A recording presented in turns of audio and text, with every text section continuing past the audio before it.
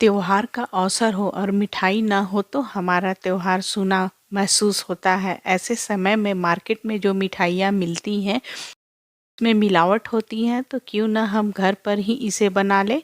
तो आज हम आप लोगों के बीच कलाकंद की रेसिपी शेयर कर रही हूँ जो बिल्कुल दानेदार बनेगी।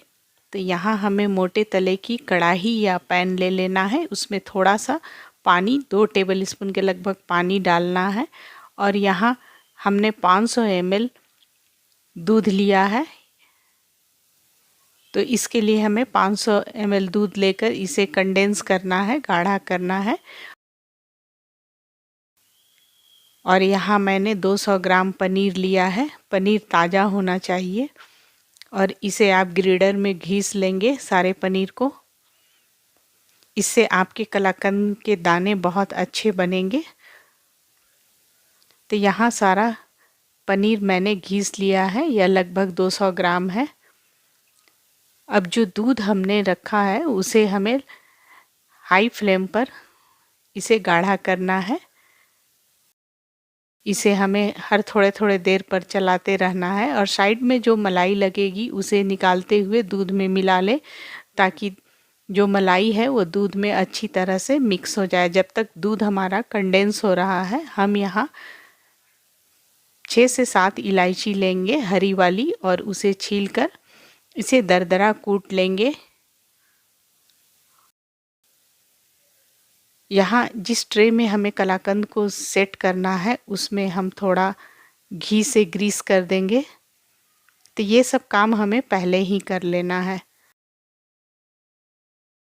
दूध हमारा जब 300 ml के करीब हो जाए तो इसमें 3 टेबल स्पून हमें चीनी मिलाना है। तो यहाँ हमारे पास पिसा हुआ चीनी था इसलिए मैंने पिसा हुआ मिला दिया, लेकिन आप डायरेक्ट चीनी को डाल दें और इसे चलाते हुए हमें पकाना है। तो दूध थोड़े देर के बाद धीरे धीरे गाढ़ा हो जाएगा, उसका थिकनेस कुछ इस प्रकार का हो जाए तो तब हमें मिलाना है पनीर। तो अब यहाँ हमने स्टोव को ऑफ कर दिया है। तो इस तरह की थिकनेस हो जाना ज़रूरी है।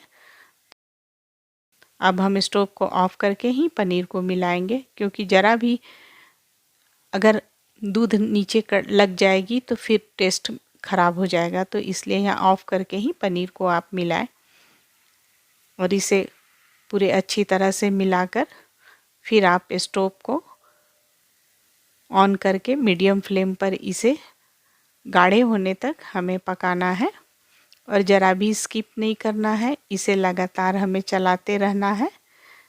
इससे क्या होगा कि इसके दाने अच्छे बनेंगे, कलाकंद के दाने।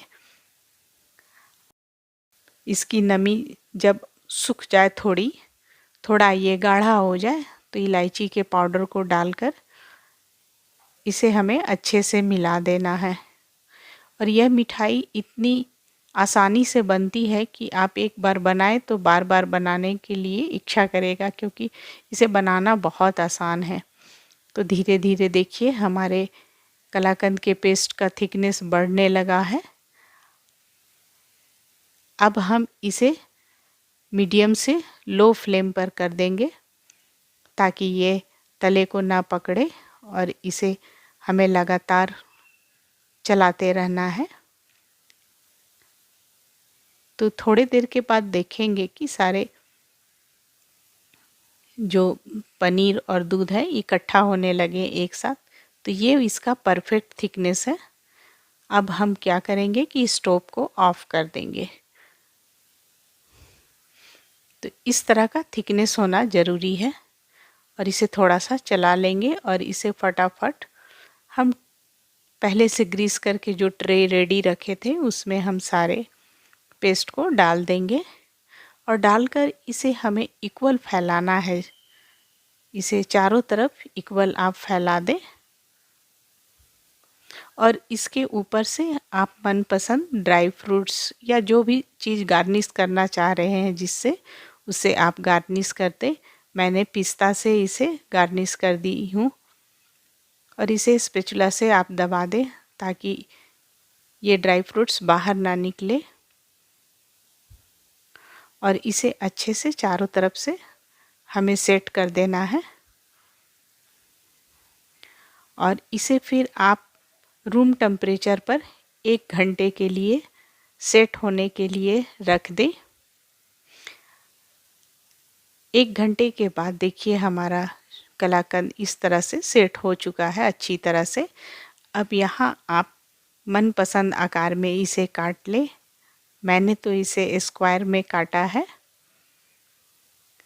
त्योहार के अवसर पर आप इस कलाकंद को बनाएं। इसे बनाना भी बहुत आसान है और आप मार्केट की मिलावट मिठाई से बच सकते हैं। तो इस बार रक्षाबंधन में आप इस कलाकंद को बनाएं। यह झटपट बनता भी है और खाने में भी बहुत स्वादिष्ट टेस्टी होता है। तो ये हमारा कलाकंद बिल्कुल खाने के लिए रेडी है और यह बिल्कुल दानेदार बनेगा। तो आपको रेसिपी कैसी लगी हमें बताएं।